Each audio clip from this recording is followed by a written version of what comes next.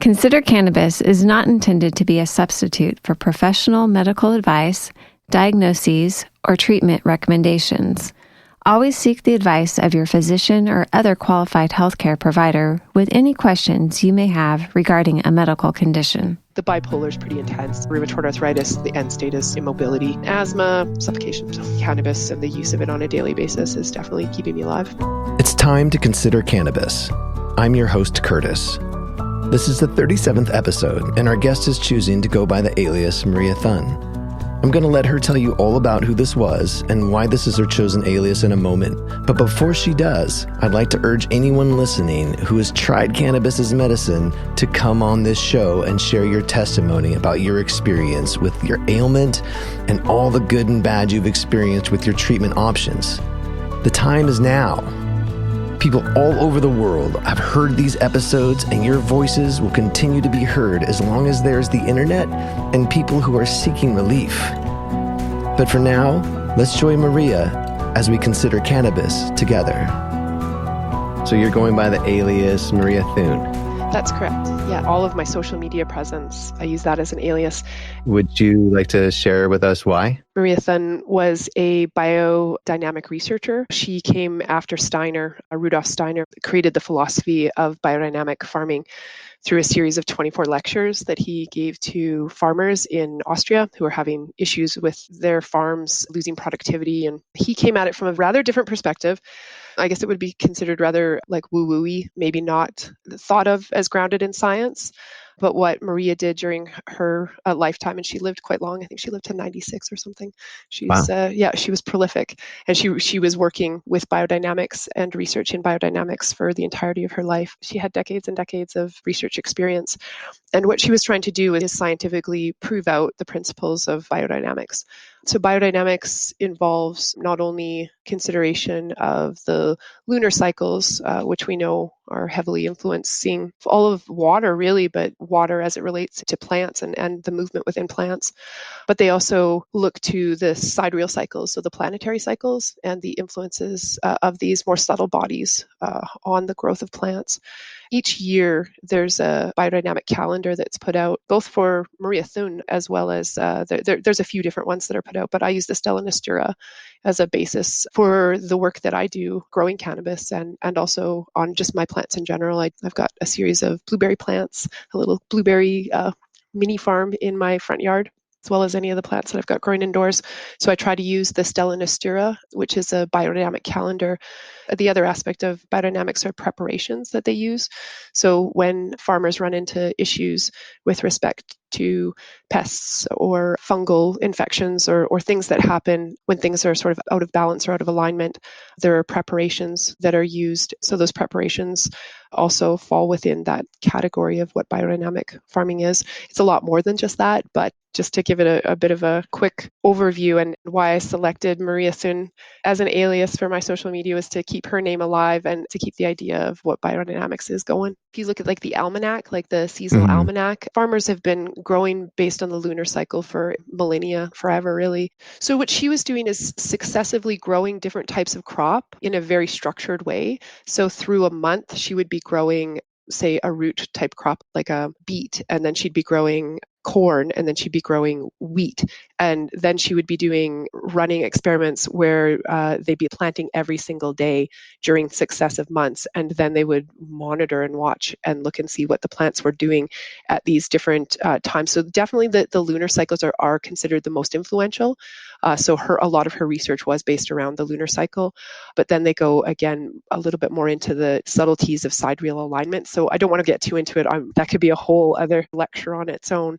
But her work did focus mostly on the lunar cycles. It did, although that's not the only aspect of biodynamics, the use of the preparations as well. And in my experience, the use of the preparations has been incredible. Like I've always grown organically. And then 20 years ago when I learned biodynamics, I've been growing biodynamically since then as well. So for instance, like if you end up with like a fungal issue in your soils or say gnats, you could be using like just silica sand to treat it, as opposed to adding pesticides to try to manage issues that you have. There can just be like a subtle change in what Steiner would refer to as the elemental energies.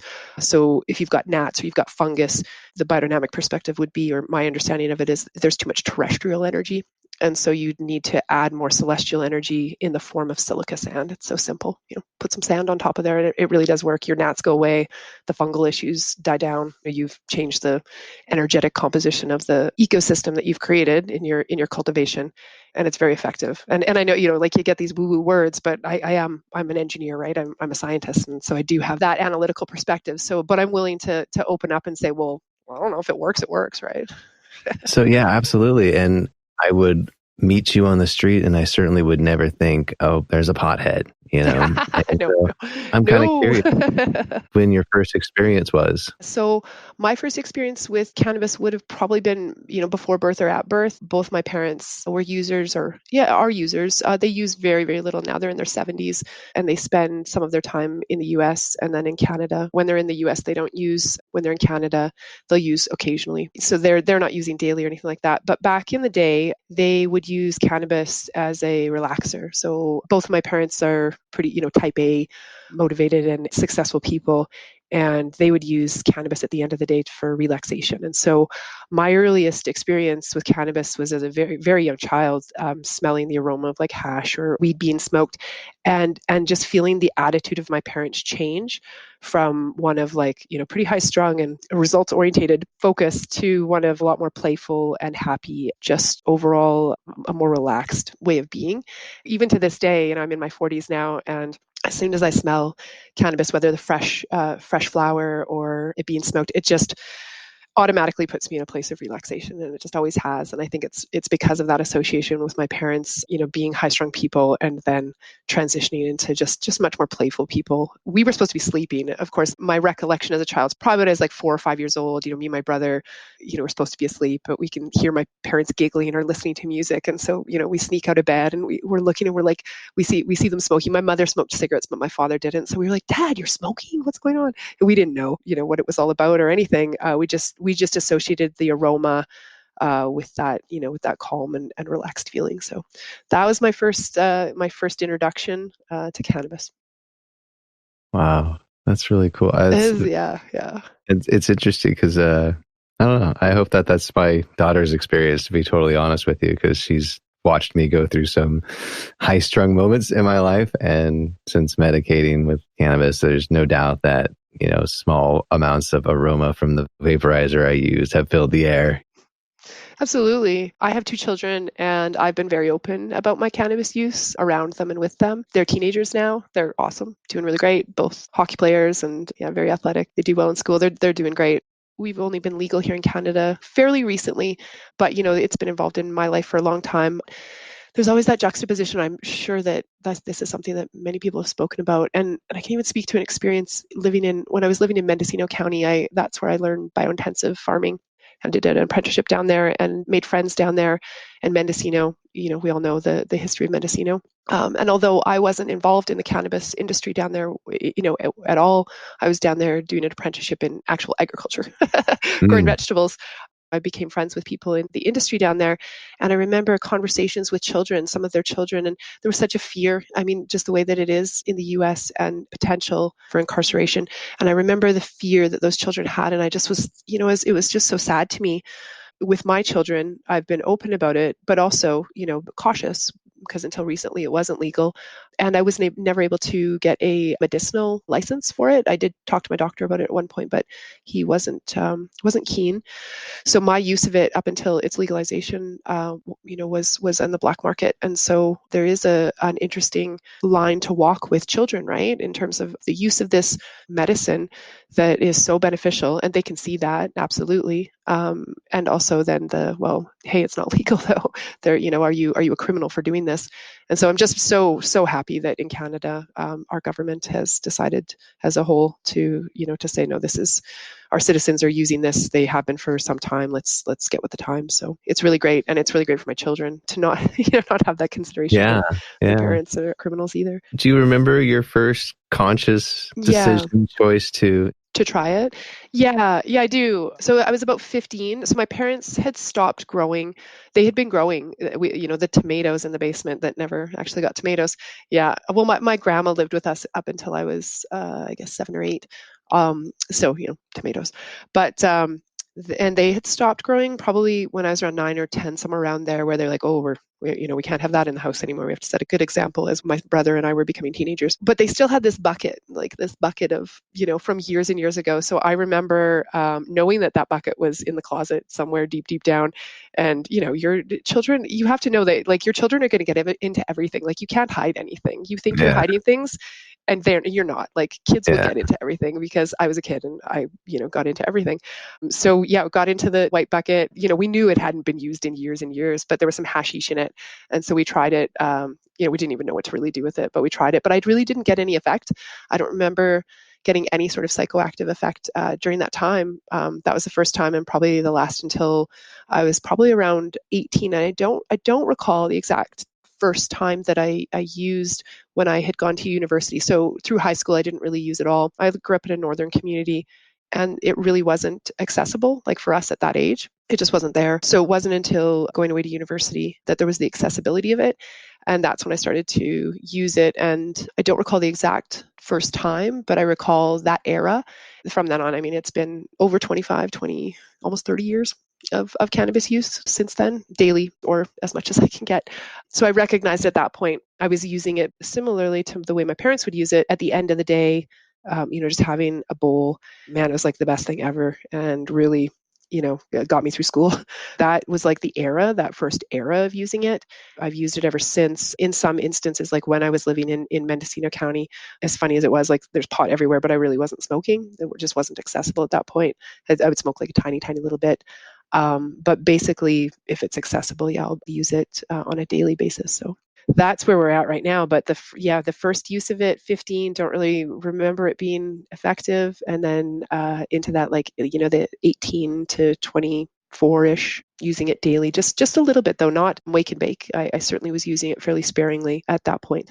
The one and only time I went to school baked was on my last day of my last year. I was like, there is no way I would have made it through engineering if I had been baked through this. Like, I know the type of analytical mindset that's required to do what I was doing. I know people can be very productive microdosing throughout the day, but microdosing is not the same as wake and baking either. This is true. And I think where I'm at now, I'm definitely at that place of like microdosing and definitely more sustained use. You always see another story about some poor kid who drank too much at some college party and is no longer with us. And I know that my personal experiences with hangovers and drinking too much, it did not help me in school at all. That is true. Yep. That's one thing that I think that society is missing out on, is the benefit from. It's a really good point. The stress management. There is a lot of stress. Like university is a stressful place. I mean, it's amazing, and we learn incredible things. But it's there's a lot of stress management, and it's a coming of age. You've left the nest potentially, or most likely, and it's your first time with true freedom. And how do people manage that and navigate that? And excessive binge drinking seems to be one way that the society has normalized how to manage stress in those places, which definitely has a detriment. I saw so many kids in that first year that had definitely come from homes that were very strict, that ended up flunking out because it was the first time they had freedom. It was sad. It was really sad. The first time I went to a bar, I was 16, I think, or something. So it really wasn't, going there. I was like, oh yeah, I got stuff to do. I gotta get this work done. Right, so right. Whereas I think some of the other kids were just so excited to have the freedom. I think freedom early on. I think the earlier that we can teach our children agency, and that it's their body and their life, and they need to take responsibility for it, the better. When they can understand and be aware of that, the better. Yeah, I'm trying to find balance in that, to be honest with you, for my 9-year-old daughter. That's a tricky age at this time. She's smart, but sometimes I'm talking to her and I can tell I'm going over her head, know? Well, I mean, even sarcasm doesn't, a true understanding of sarcasm doesn't develop until they're like 12 years of age. So as adults, when we try to use sarcasm or try to use those, these things that make sense to us, they're not always there. And so they cope in different ways. And you're like, oh, okay, wait. Yeah, you don't know what's going on. But we kind of have high expectations of them sometimes. Nine's an interesting age, because right away, like it'll go really quick. and so soon Yeah. she will be a teenager in like Mhm. like this. So I think that like 7 to like 11, that age is like so special and so important, and they need a lot. Yeah. We're trying, that's for Yeah, sure. you do what you can. Is your daughter? Is it your 9-year-old daughter that is autistic, or do you have another child that's Oh, my son Silas. your son Silas, and Yeah, and how old is he? he's 10. He's 10. Okay. That's a really unique perspective for your daughter as well.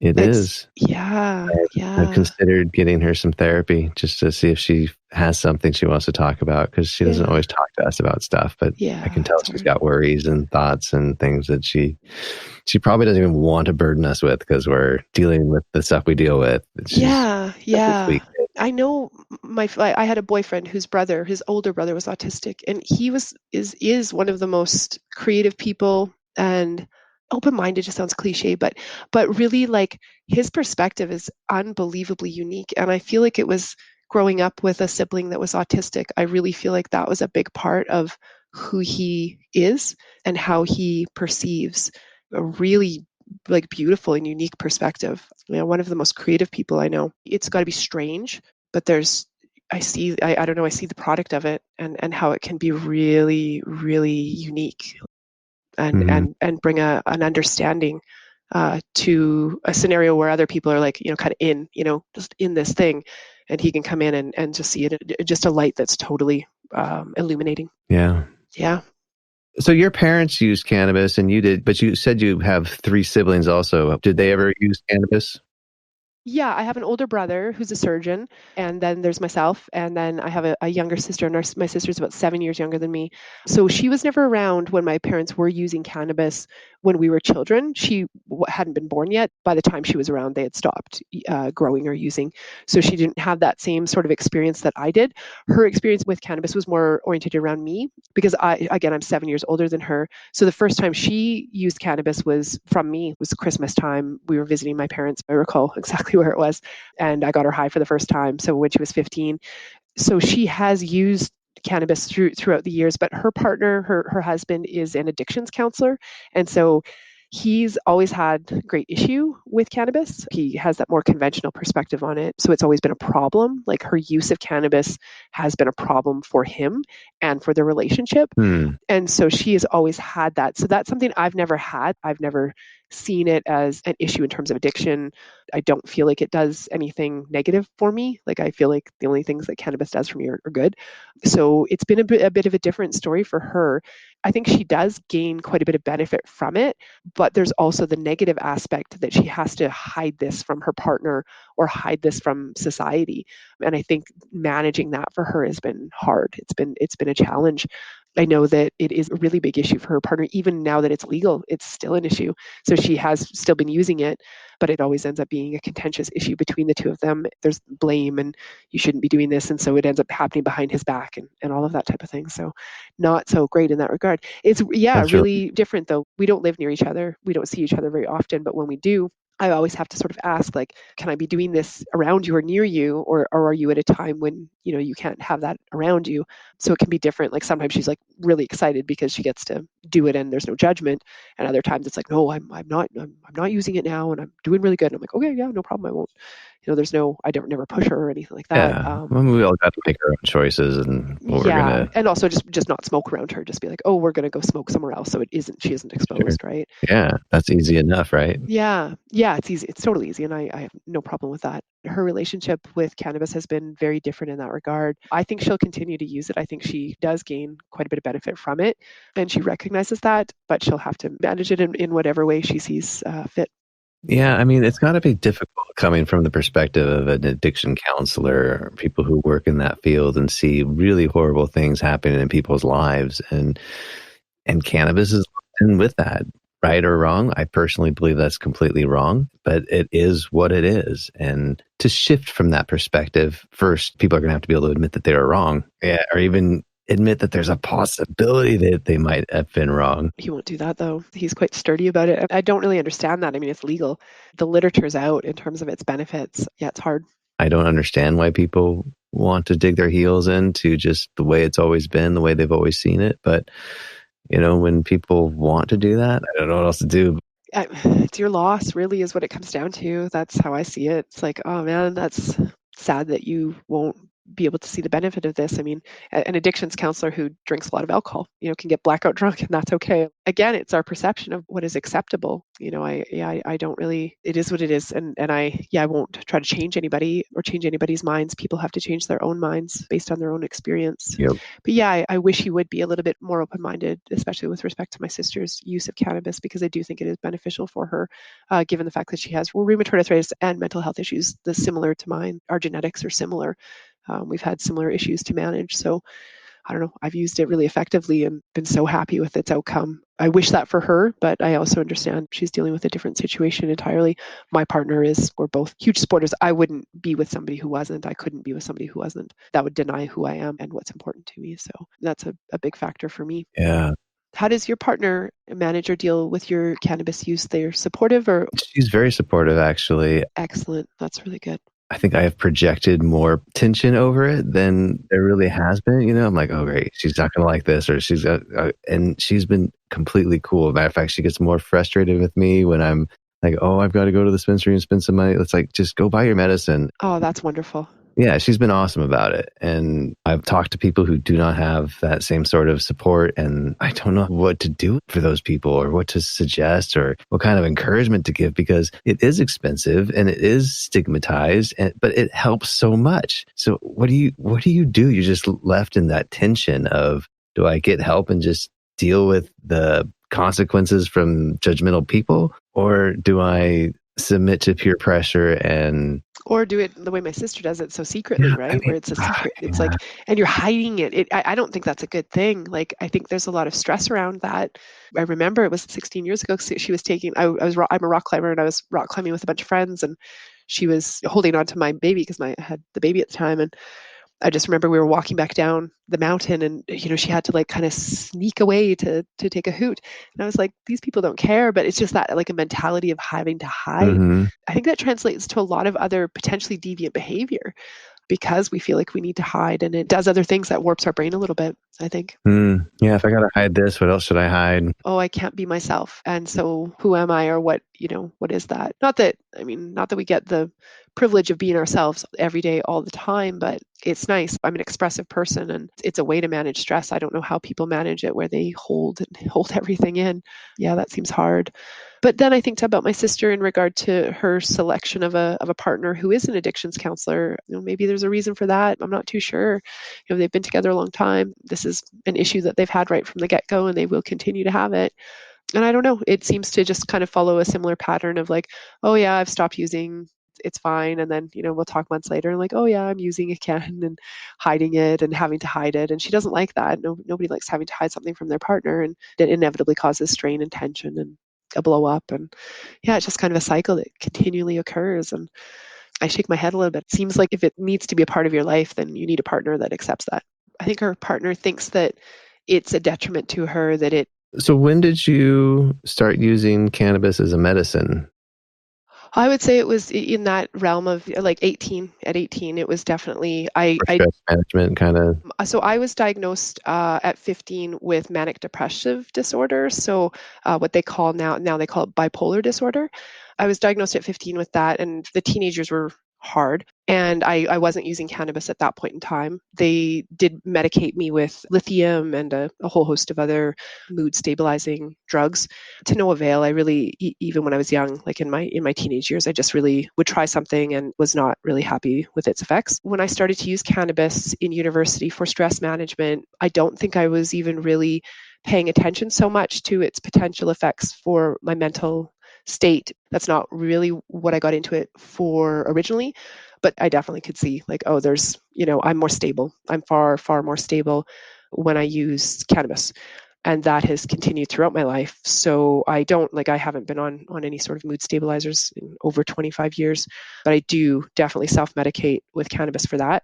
I also suffer from rheumatoid arthritis, which I was diagnosed with, I guess 12 years ago-ish, in my early 30s. I control that with diet, stress management, and exercise, a lot of exercise, and also cannabis. I think that cannabis has a hugely beneficial effect on my rheumatoid arthritis. And I also have asthma.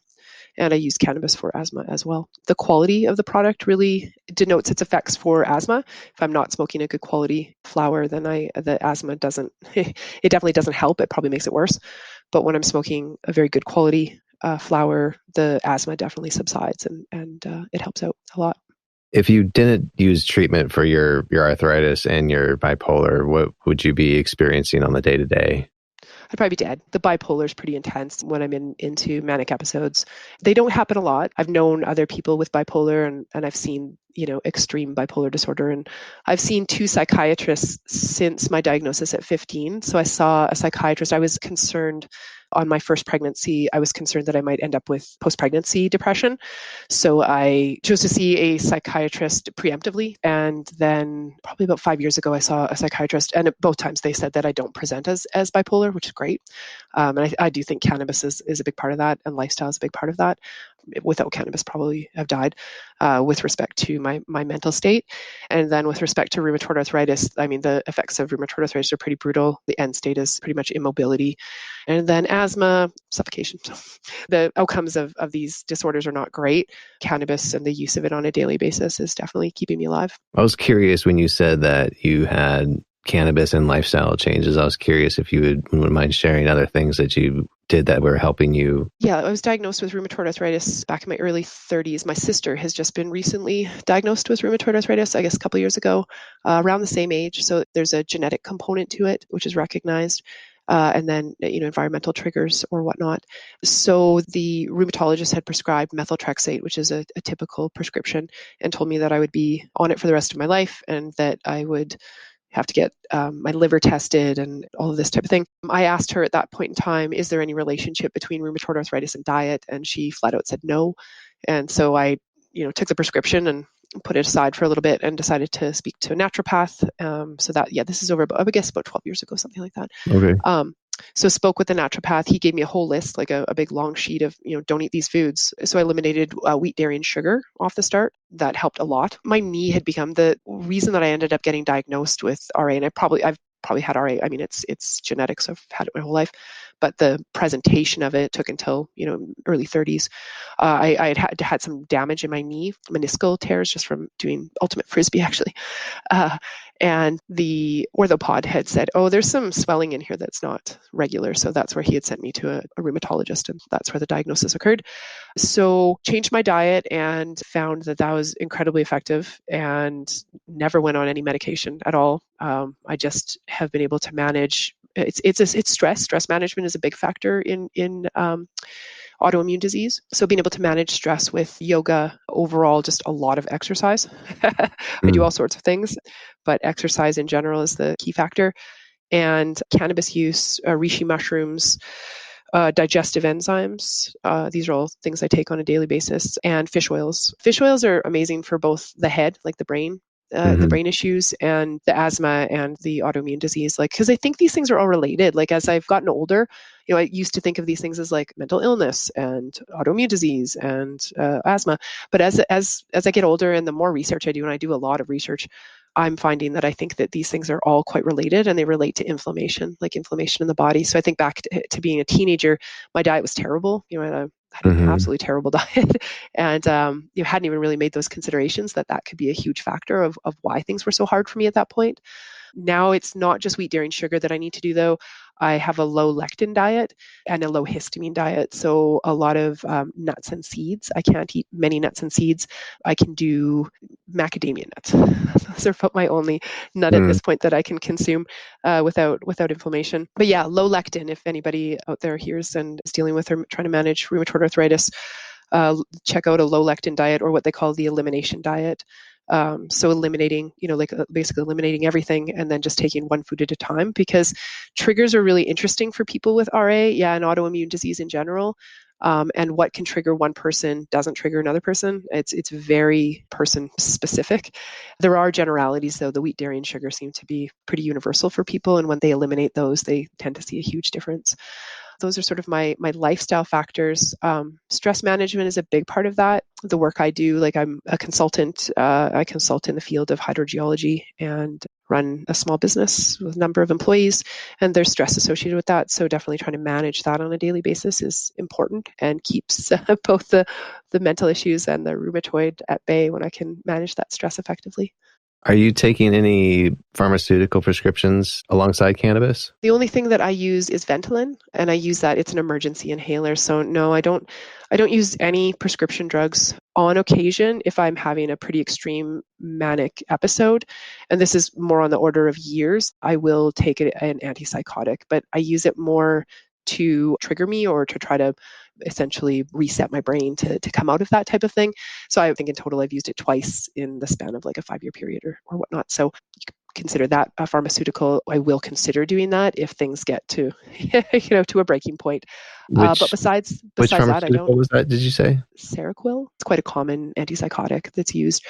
But again, I'm using basically a microdose of it, like even like the smallest of small doses. I cut the pill in half and take like the smallest dose.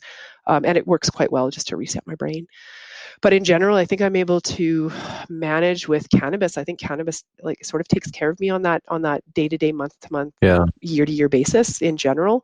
Well, I think it's good that you found that helps. I'm willing to try to do it, but it's definitely not something that I'm going to reach for quickly. Or often. Pharmaceuticals. There's so much baggage that comes along with them. I'm glad that you're finding a way to use it in a way that's helpful for you. That okay, I hear what you're saying. Carrying a lot of baggage to go along with it. Yeah, I'm really cautious. Like I have a whole bag of pharmaceuticals that have been prescribed to me over the years from my doctor that I don't use. He's giving me different steroidal inhalers and different things to use. Ambien, I think, even for panic attacks or whatnot. But when I do my research, and I do in-depth research on anything that I'm going to put into my body, the side effects, and I just can't. I just say no. I just try really hard not to. So yeah, you're right. I am fortunate that I have something that I can use in a way that doesn't have those side effects because I can use it so infrequently and in such a small dose. So I do feel fortunate in that regard. I've been able to manage it over these years, and I've never had to be institutionalized, knock on wood at this point. It could happen at some point. But, if it happens, it happens. And for people that have to go that route, that's okay too. Like you have to take it seriously and you have to manage what you have in whatever way possible and whatever way works for people. So I'm very empathetic, and I'm not a Nazi about the drugs. That's for sure. Oh yeah. I mean, and I certainly wouldn't want to communicate that having had to have been institutionalized would have been a failure on your part or anyone else. Yeah, no, I agree. It's not a failure. It's just managing. It's just another management strategy. That's how I've tried to look at it over time too, because it could happen. It could definitely happen. Did you try any of them? These prescriptions that they had? Yeah. I mean, I did try it. Like it's the side effects. Yeah, I really, and even taking the Seroquel, even with it, like even just the smallest little doses. I mean, even for it works. It snaps me out of what I'm dealing with. But then in the days to follow, there's definitely, I can feel like I'm a very delicate flower with the asthma and all of it. Drugs metabolize very quickly in my body. When I'm on a prescription or I've tried a prescription and they'll say, oh, it'll take, 2 weeks or it'll take 6 days. I mean, I can feel it within hours. My body's really, really responsive. And my sister as well. Again, I believe it's a genetic thing. She actually did try taking the rheumatoid arthritis medication. I never did. I didn't go there.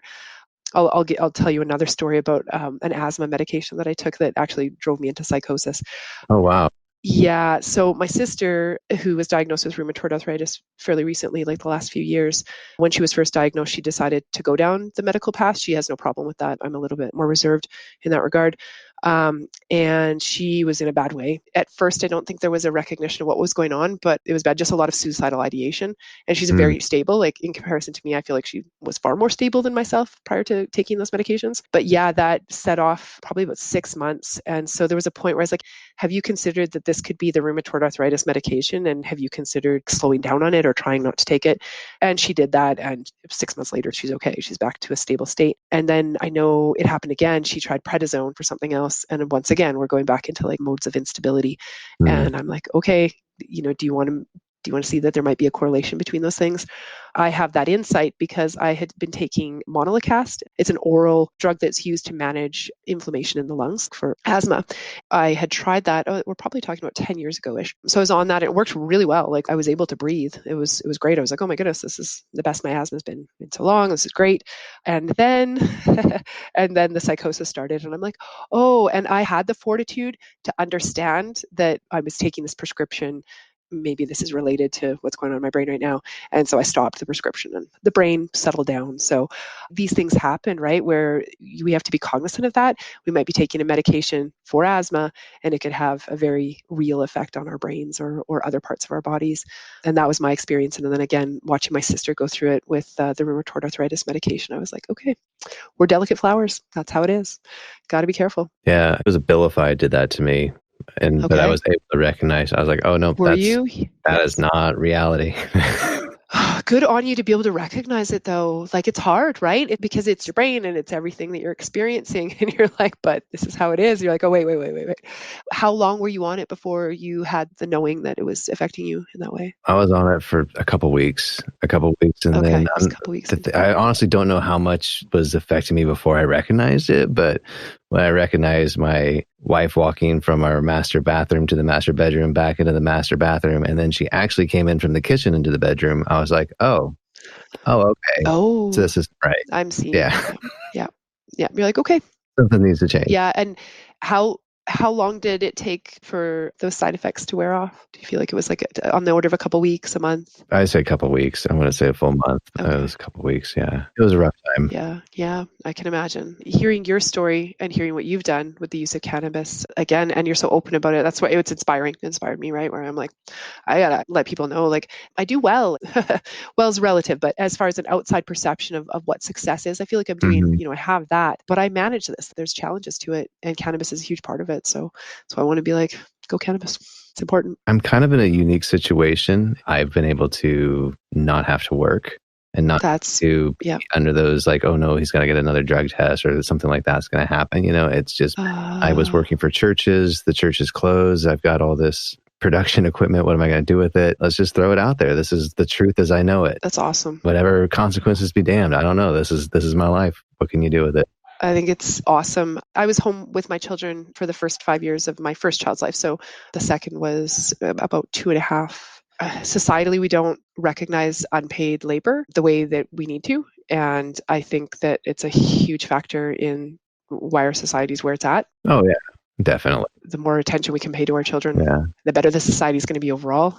Values are completely distorted onto making money as opposed to building relationships. And as long as it's on money and not relationships, we're going to have some problems. Yeah, we're fucked. I agree. That's the beauty of cannabis, though. I mean, that's like you said, that's what cannabis does for us. When we use it, we open up naturally to everybody. And, even people that you may not have an affiliation with whatsoever ideologically, they're still human beings. And yeah, cannabis helps us that way, and it has the potential to do really great things for the society, I think, as long as the production of it is done in a clean and effective manner, keep the pesticides out, flush really well, be smoking good product, and I think it could benefit people. I wonder too about all of the concentrates. Just seems like a lot. I'm like, whoa, geez, those things seem like a lot. You're concerned about what that's going to do to someone's endocannabinoid system? Potentially, yeah. I just think it's pretty strong. Maybe. Well, everybody's different, like you were just saying. So I know that, I've had people tell me, oh, dude, you got to try the concentrates. Look, you're a pain patient. You've got to try some concentrates. They're going to knock your pain out. It's not actually that great for me personally. Right. I'm with you. I'm with you. I feel like sometimes, again, I feel like we're approaching cannabis from that bigger is better perspective. But that's human nature, right? That's what we do. It is. You know what? It is. It really is. And we cannot deny ourselves and our humanness. I agree. Yeah. Bigger, better, stronger, faster. Right. And it's just a bigger part. I'm a competitor and I am competitive. So yes, I understand the nature of it. For sure. But I would definitely urge caution for anyone experimenting with concentrates. Absolutely. I would just remember to experiment with it when you have plenty of time. Yeah. It's very easy to overdo it, vaping concentrates. And then once you've overdone it, I certainly don't recommend you go do anything else, but just, try to ride it out and have a good time as much as you can. chill out and go to bed. That's the thing. Like how do you OD on cannabis? You just go to sleep. When people talk about the overdoses on edibles and whatnot, I'm like, just go to sleep. That's the best thing you can do. Just go to bed, sleep it off. I think the paranoia is the thing that people struggle with the most. And I've personally found that it's about wrestling out your fears. I agree. That's what I was going to say is I think the paranoia is there for a reason. You need to work this out. This is good. Like there's therapy to it. You need to work this out. My partner loves the paranoia. He does. He loves it. He's what he goes for. Oh, yeah. He does a lot of edibles. I mean, he's doing 500 a night. Oh, wow. Yeah. Well, he does it to sleep. He does it as a sleep aid. He doesn't sleep well without edibles. And the edibles are one. And he can wake up and just be like, ready to go the next day. I do 30. And the next day I'm like, oh boy, it's still a little, I think I'm gonna go back to sleep now. We are all very, very different in our needs for that, for sure. I could never dose in that amount and feel functional, probably not for 2 weeks afterwards or something, but he has no problem with it. It really helps him sleep. His sleeping is an issue. So there it is again. It's a pretty incredible plant. I've been reading about how whether you're dealing with excess or you're dealing with deficiency, it brings you to equilibrium. Like it's a pretty special plant. That's a pretty special medicine. It's what it does. It really is the research shows it. Like the research on... If you're willing to actually look at research from Israel, That's right. But why not? As a scientist, you take research from wherever it comes from. It was on me to have research papers translated from different languages if it related to my topic of study. So yeah, wherever it's coming from, you have to consider it. There has to be consideration for it. Yeah, absolutely. So before we wrap up, I do want to swing back to, you said you're growing at home. Could you tell me what the French intensive method is? Because I'm really... Yeah.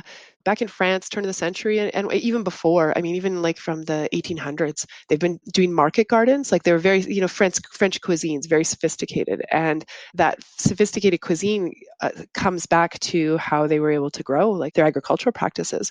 And so the French intensive method involves deep soil preparation. So as opposed to preparing soil depth about, a foot deep, you prepare it 2 feet deep.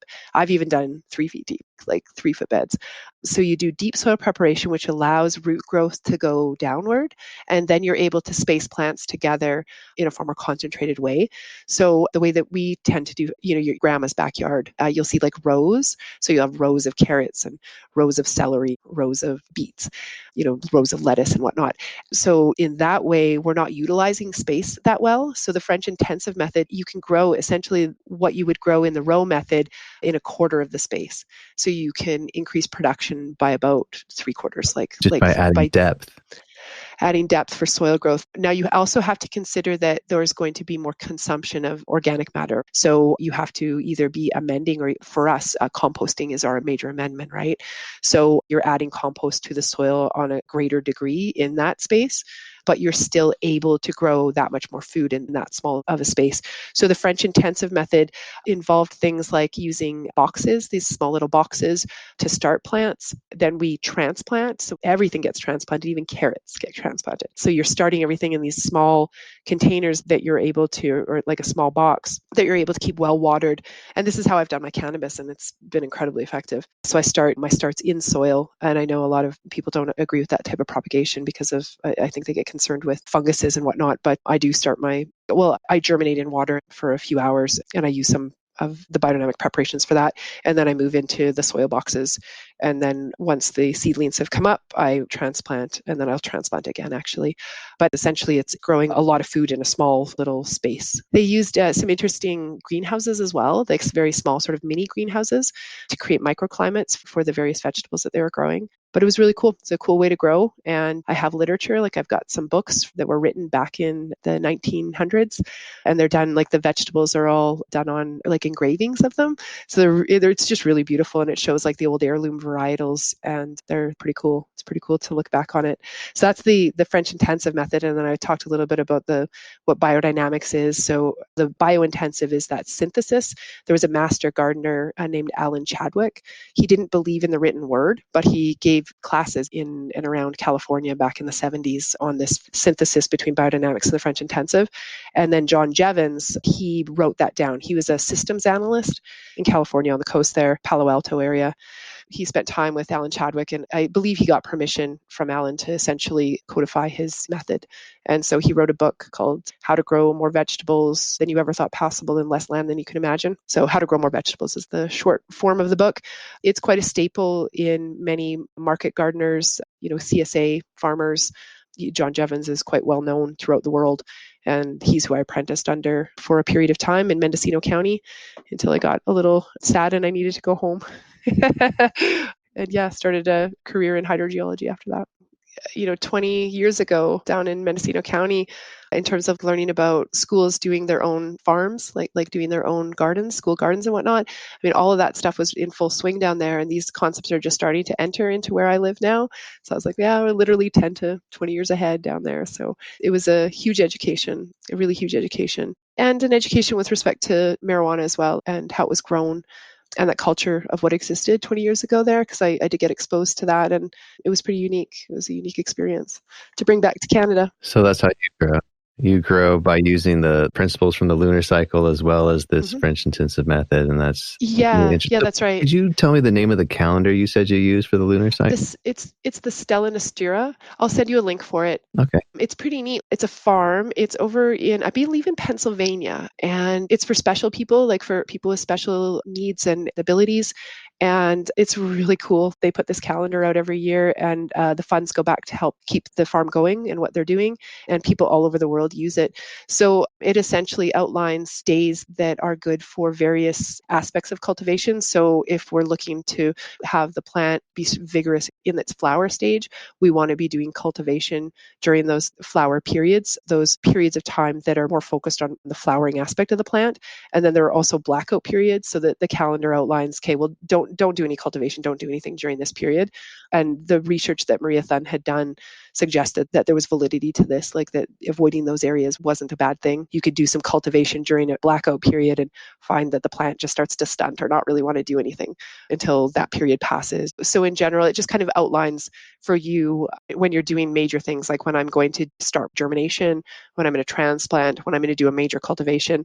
I try not to look at it too much when I'm doing just watering or fertilizing. I use organic fertilizers, obviously, in the method that I'm doing.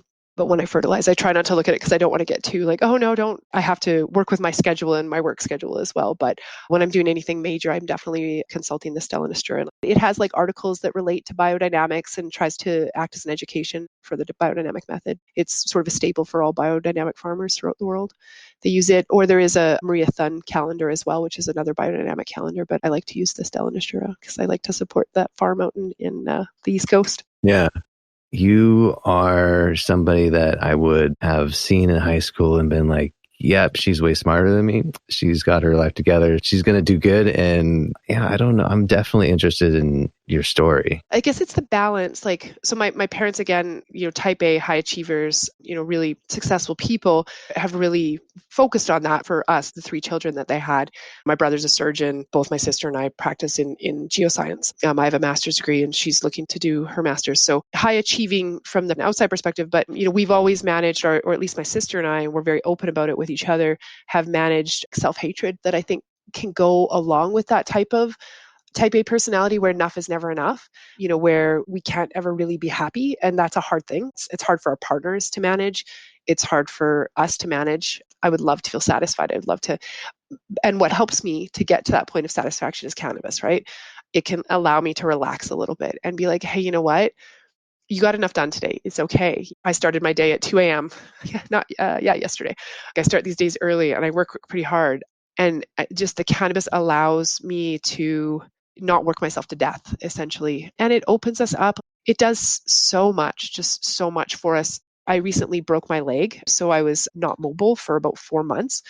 So I was at home here. I worked part-time, and it was the first time that I've used cannabis for pain management. I'm sure that it's been having that effect on me for years and years, but it's the first time that I was really medicating with edibles, with both CBD and THC edibles, specifically to manage my pain and to wean me off of the opioids that they had given me from the hospital. And it blew my mind how effective it was. It was unbelievably effective. So I weaned myself off using cannabis and didn't have to use them. And again, in my brain, I'm like, I can't get addicted to this, because I do see that I have an addictive personality and I am precautious in those ways. That's why I'm so precautious about the conventional medication I take into my body. But yeah, I was absolutely blown away by the effectiveness of cannabis for pain. You said you use it for pain management as well? I do. I have pain in my neck, nerve damage from the spinal fusion that, the bone graft got absorbed and it didn't exactly go the way it was supposed to. Doctor says, hey, it happens all the time. We'd like to go in there again and fix it. And I'm like, yeah, I don't know about that, buddy. Like, this didn't go so great the first time. I don't know if I want to be worse off than I am right now. Possibly. Yeah, which is always a possibility. Yeah, I mean, he's not going to, he's like, no, I mean, obviously he's not going to tell me that that's likely to happen, but you never know what the end result's going to be. Because if he's going to go in there and it's like, oh, yeah, you got a scar tissue, we're going to go in there and take out a bunch of that scar tissue. Well, you think that's just going to stay gone? Or you think my body's going to possibly make more scar tissue? Because my bet is that my body is gung-ho and ready to go and ready to make some more scar tissue. That's what I believe. Yeah. It's creating scar tissue for a reason, right? Trying to protect something. So yeah, going back in to dig into it again. Yeah, I hear you. You don't know where it could end up, but you know the predictability of cannabis, right? Mm-hmm. And that's where it becomes is it quite effective for you? Quite effective. Or is it quite effective? Yeah. I ate a little edible in the morning and do a vape. And then by the time the vape is worn off, the edible is kicked in and I'm just, ready to go. I do a Four Corners cannabis tincture for CBD and vape with THC-rich flower and just kind of keep my ratios through mathematics and calculators and scales, just try to... And managing effect. Yeah. And obviously the inner inventory. Like if you aren't doing an inner inventory, you're not using this as medicine. Yeah, I hear you on that. Yeah. Do you find you have to continually increase the dosage, or do you find that you have sort of an effective dosage that maintain fairly well? Yeah, I mean, I think the effect that my dose right now is not making me feel anything in my head. I don't feel high, like the tolerance or whatever has built up to a place where I'm fully coherent in my thoughts and my interactions with people. Yeah, absolutely. So I'm still taking that same amount that would get me high, if you will, before, but it's not doing anything like that. I take it and I just go about my day. So I would say it's leveled me out for sure on a lot of those things. Yeah, I just wanted to mention that about the leg. Yeah, I really hadn't used it that way, like for pain management in that way. I knew like people talk about it and I knew it was effective. I'm sure that it has an effect, like because I do a lot of exercise. Mm-hmm. And I think that it's really good for recovery because I use it so regularly. I don't really have a sense of whether it's doing anything or not. But when I was using it specifically for this purpose, it blew my mind how effective it was. And that's another reason why I'm here, because people need to know that this is an option.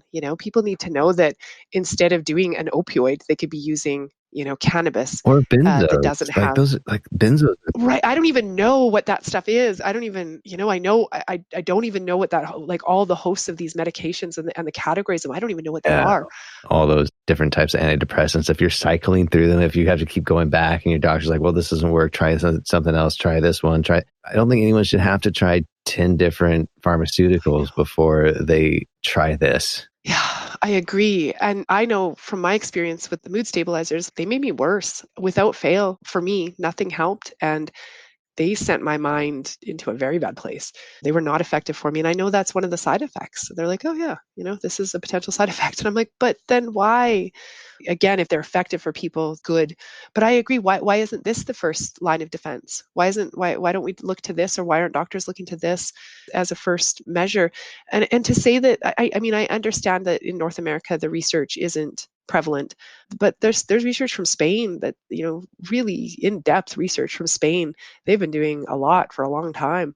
I don't know if you paid much attention to what's going on in American politics and government and everything over here, but to me, on the ground in Ohio, it seems like very clear to people that our government is very much just wrapped up in money. And right now, it's going to take money to lobby to get cannabis legal. Interesting. Yeah. And that's, to me, pathetic. That's what you're caught up in. Disappointing. And I mean, that's the reality of the situation. And I don't know what the solution to that is, because we have also set up a situation where our billionaires own our media supplies. So these same billionaires supply the money to each of the side parties, right? So no matter which party Yeah, no, wins. you have a single party system really when it comes down to it. You do. I mean, so do we. We deal with it as well, but it's different up here. It really is different up here. But I hear you. Yeah. No, it's. Why don't we get to have natural medicine? Well, because then the billionaires don't get to make money off of us. Do we want the billionaires making money off of? I can see what's going on here in Canada. Like, there's definitely a push for the bigger dogs to be in the game. The government is trying to, like, they've just created a category of micro growing. I think that's what they're calling it, actually, is craft growing. So they, like the way that they've done craft beer. So it's a limit of 600 kilograms per year for growth within a 200 square meter area. So there's still quite a bit that had like hoops to jump through, but it is something that smaller outfits could do. So they're trying to do that, but I also think they're setting the stage for like definitely the big guys that are going to make big money. And is that such a bad thing? I'm fine with it. I'll be honest with you. Yeah, it's for accessibility, Yeah. Exactly. As long as they're using synthetic, like as long as it isn't going to like we're gonna grab this and turn it into synthetic. And I'm like, Just no, keep it don't do that. clean. Just don't Just do that. give me clean Keep it medicine. clean. That's all I'm asking for. Why is it so hard to supply another human with clean medicine? I think it comes down to the variation in factors that affect growth, humidity and temperature. Wow, it's incredible in terms of what the product. So I think both consistency of product from the production standpoint and then consistency of product from packaging standpoint. I think those two factors are going to be difficult, especially for an industry that has things so much more dialed in. This is more agricultural, right? So we're talking about more of an agricultural product. So I think we have to have like a model that's much more food or agricultural orientated. And then there has to be this aspect, quality assurance, quality control for medicinal. And I know Health Canada is having challenges just trying to implement the system that they've created and then have measures on that system. So it's going to be, I think, decades before before things are really, but really what we're talking about right now is just even public perception and just tackling that even. And it's really changing though here in Canada. It is the cutest thing to go into a dispensary and have like people on either side of me, one guy being like, I don't want that stuff that's going to make me run 10 miles. I want the stuff that's going to knock me out. And then I've got a little Asian lady beside me who's saying, well, I've never done this. Tell me what it's all about. It's really exciting and cool to see these people that have never had any exposure to cannabis whatsoever just have this accessibility in a way that they feel comfortable with. It's super cool. It's really cool to see. Yeah. So you in the state that you're in, it is legal though, but is it legal for people to It's medicinally legal. Medicinally legal.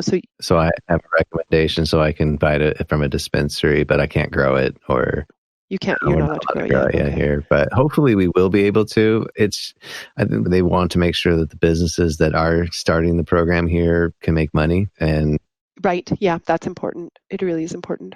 So I think that they're a little afraid that people are growing it, then they're not going to go to the dispensary and buy it. But and I disagree with that model. Like I think that fear is unfounded. People aren't going to grow, like unless they want to grow. If it's legal, I'm going to try to grow it, and I'm going to fail so many times before I do it right. Yeah, like I'm going to be buying it from the dispensary, and then you're going to say that's so much effort. I'm just going to go to the store and get this good product. But right? I want to try. I want to play. I want to play in the dirt. It's the best, and it's a weed. Really, all you need is sunshine and water. That's all you need. You don't need any fancy. I mean, I'm sunshine. Really water. interested in what you're talking about with this the biointensive farming and the French intensive method, because I mean, I don't have a ton of room in my HOA. I can't put up a greenhouse in my backyard. Yeah, that's okay. You could do a mini greenhouse. I've done where I attach to my house so that I use the heat from my house, and then I'll dig a bed in pretty close to my home. For season extenders, you could even bury hay bales in the ground to give R value to your bed, right? And then you can have a little greenhouse. There's guys down the road from me who are growing their legal 4 plants outdoors. I mean, these plants are like, they're giant, right beside the house. The guy, he's a horticulturalist, so he knows what he's doing, and extended it late into the season. I think he went into November or something. Great, like just massive production. So yeah, no, you have to play. You have to play. And even not even from the perspective of marijuana, but just growing things. It completes us as human beings to grow things, whether they're people or animals or plants, to see the cycle of life and to have an intimate experience with it on a regular daily basis. I feel like it fulfills us. It is straight biblical. There's no joke. It is. It is. It really is. It's our God-given right. All the seed-bearing plants to use, right? It is biblical. The more green in your life, the better. Yeah. The better off you are. It's so true. It's pretty rad. Yeah. Yeah, it's pretty amazing, right? Do you want to see the ladies? Sure. Yeah. Yeah? Can I show? Yeah, I'm gonna show you. I'll show you the ladies. I get pretty excited about them. They're pretty cool. So we've got them in a little 4x4 tent, and we've been. They're almost ready for harvest. That's Bran. How you doing? And Curtis. That's our 4x4. Oh wow. Yeah, it's pretty rad. Like that, it's all legal for us to do now, and it's gonna be pretty bright. I hope you'll be able to. Oh, wow. Those are our ladies. Living the dream. Look at you go. So, right? And yeah, so that's, I don't know, can you see? Yeah. Yeah, you can see down there what we're doing with the pots. Okay, yeah. Yeah. So we're just into our flush now. I would love to be able to be growing them in a full soil bed, but it just isn't pragmatic. Right now, we've got plans to build a soil bed. We want some more depth, but I do like using soil. I know a lot of growers aren't really keen to do soil indoors. It's a pain. Like you've got the soil movement in and out or bringing it in and out and the management of it. But I like growing in soil. So I'd like to be able to transplant just from the box, say, into like a large bed. I'd like the plants to be growing together. Like I'd like for them to be interacting. I feel like there's a lot in that regard. That's one of the reasons why the French intensive method, they grow in the boxes as opposed to doing like just little individual starts. They like to have everything together because there's synergy in that. Like I think plants are sentient, and I think they're really connected to us. Like I think they understand us. Like those plants that I have that I've been growing for my whole life, they know me and they react. And yeah, there's definitely a connection between my plants and I. And the marijuana, I think, is even, I don't want to say stronger connection, but it's like a more psychoactive connection. Like my ladies talk to me, that's for sure. They tell me what they want, and I try to listen as best I can. And it's a very emotional experience when I'm trying to attune with them, right? Yeah. I'm trying to understand what they need and want, but they're doing really good. They're pretty happy. They seem pretty stoked. I'm growing 4 different varieties down there, and I can't believe the uniqueness in their aroma. Every single plant, I feel like even within the phenotype, I feel like every single plant has its own like a person, right? Yeah. Their own aroma and their own being. So it's pretty cool to be growing from seed. I'm able to clone, and I know how to propagate vegetatively, but I think I'm going to focus on just growing from seed, like growing each individual one just from an ethical perspective. Yeah. I don't know. Maybe we'll clone, but I like the idea of them each being unique. I mean, I guess if you find one you really, really like, you might want to clone it. Yes. Yeah, that's the truth of it. There is one that I have down there that smells just like berries, like bam, field berries, that I'm just blown away by the difference of its aroma compared to the others. And I'm like, oh yeah, that's the one. I gotta save her. She'll be good. But yeah, it's intensive where we've gone with the industry, right? Like it's a lot, like where we use hormones to switch their sex so that we can breed them, and it gets really intensive. And I'm like, oh, I don't know. I take it all in. Yeah. I'm just learning, like trying to learn it all and see what's going on. Yeah, I mean, I know nothing about growing, so like changing pots. Yeah, that makes sense. You'd want to change pots when it gets bigger, but to a certain extent, yeah. I went from my original box to a deeper box, from a deeper box into a 7-liter, and then into a 25-liter. And I think most people are going to harvest in a 10-liter is what a lot of them are doing. I'm thinking about a lot of different aspects of it. Like root health is everything. Like the root health of the plant is going to dictate the end harvest. Sure. So how do you keep roots healthy? And there's a lot of different schools of thought on that. And I'm into the living soil, managing the soil, because the soil becomes the plant, right? When I pull those plants out of that pot, there will literally be this fine little layer of soil on the top, and that's it. The plant will have converted all soil into plant, right? They're incredible. Like, they just blow my mind away. It's so much greater than we are. We think we can engineer things. We think we can engineer systems, and we can, but nature just does it so much better than anything that we could do. And when we play and try to be that, or try to create, genetically modified organisms and whatnot, it's like we're working in God's lab, and we don't really understand. I don't think we understand the ramifications. Everything's connected, right? So I just feel like we need reverence. I feel like there's a lack of reverence in what we do. Asking if we should, whether or not we can, right? Yeah. And going and looking to the plant for the answer. Being open, being like, hey, what do you want? What do you want to do in this? I know I'm getting what I want out of this, but are you getting what you want? And the plant is so easygoing. The plant's like, I just want to live. Just keep me happy, I just want to live. They're amazing, though. That's all they want to do. They just want to keep growing. It's such an easy thing to do when we can be receptive to what they need. And like that's what John Jevons taught me too, is to see the subtlety of the plant. So, the plant was a beautiful, rich green one day, and then the next day it's more of a dull green, and the day after it's a duller green. What's changed? What's happened? Like, it's not happy. How do we make it more happy? It's always the question I'm trying to answer if you see that. And I think the biggest thing to get the best production, really, to get yield, which is sort of your goal, but it kind of can be a byproduct without it being the goal. If you're focused on the health of the plant, try to keep healthy plants through healthy soil, and then you don't have to worry about pests. You don't have to worry about, I have had to use neem oil, which is a natural pesticide. I recall something happening a bunch of years ago with somebody who was growing and had made recommendation to use neem to take care of aphids. They had an aphids issue, and I think that's because their clones were coming from like a larger grow up. So then they had those clones in a smaller house type setup like what I have, and they ended up with aphids. I was like, just use neem, and they used neem for a couple of weeks and they were gone, right? So there are ways to do it. There are always ways. But I think the biggest thing is just keeping them healthy in the first place, and then the pests and everything else isn't really so much of an issue. I'm going to send you a link to Ecology Action too, which is the nonprofit that I apprenticed at, and there'll be a bunch of information on biodynamics and the French intensives. It'll kind of talk about what biointensive is, and then I'll also send you the Stellanistera. Growing anything, I'm not sure if you're growing any plants in your house at all, or if the kids are growing anything. It changes things, and the air quality. Like the air quality is really nice. Really is notable what the plants can do for your air. But yeah, I would highly recommend just go out and get one and just start growing. The biggest thing is keeping it well watered, not too much, not too little, but field saturated. So when if you lifted up the pot, you want to feel a little bit of weight. And that's it. And then the different plants like different things. Like some of my plants like their roots to be wet all the time, like they like their feet wet. Other plants don't like their feet to be wet at all. So just kind of learning what they want and giving it to them. It's pretty rad. But yeah, I'm glad I took you on a little tour there. Yeah, thanks for showing me. That was really cool. Yeah, I'm pretty proud of those ladies. They're pretty cool. They're pretty rad.